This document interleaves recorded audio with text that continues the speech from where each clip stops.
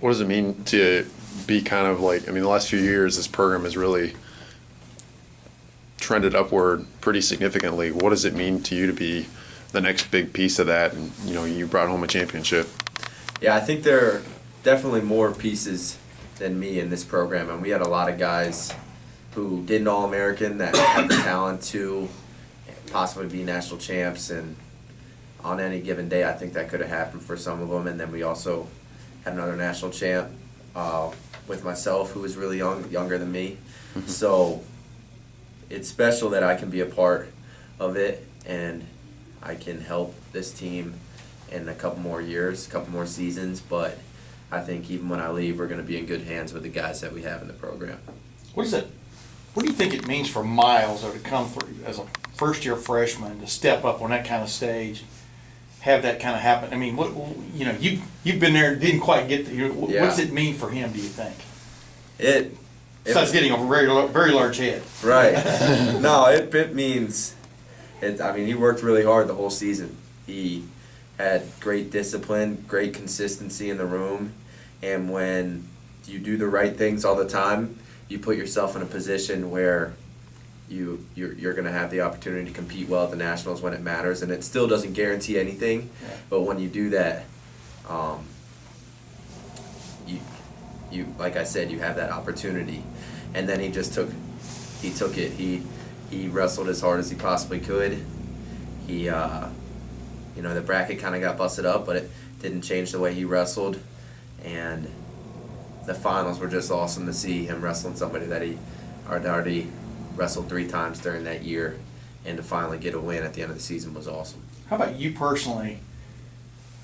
You know, you had to summon something. What were the thoughts going into, like, you had to come from behind, so to speak? What were the thoughts going through your brain as you kind of like, whatever you want to call it, schemed your victory? So I was down 5-2 in the third period, and I knew he had riding time. So when I escaped, I knew I would have had to road him out and get another takedown within that 50 seconds that was left on the clock.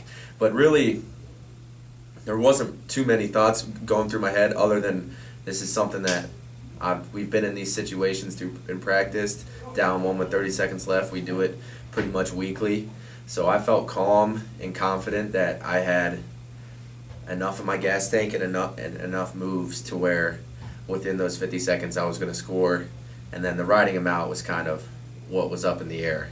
Yep. I didn't know that I could ride him out because he was pretty good on bottom. But this wasn't practice. This was against the world champion, right? I mean, the defending, you know, different level, right? I mean, right. Did you find something Saturday night that you'd never experienced before internally from yourself?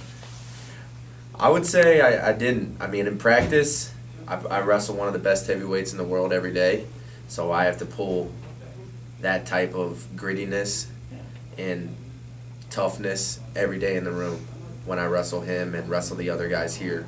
And who are you referring to? Tervel Delagnev. Yeah. So I think everything that I do in a match, I have done many times in practice. In any situation that I'm put in, I've been before, so I'm prepared. What's next? Next thing is 20 days from today is the Olympic trials, April 10th.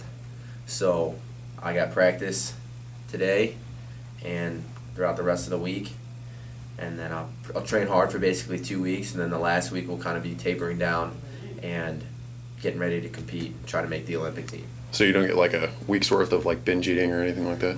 I've been binge eating all season, so no, I mean I wrestle heavyweight, so right. I can eat whatever I want.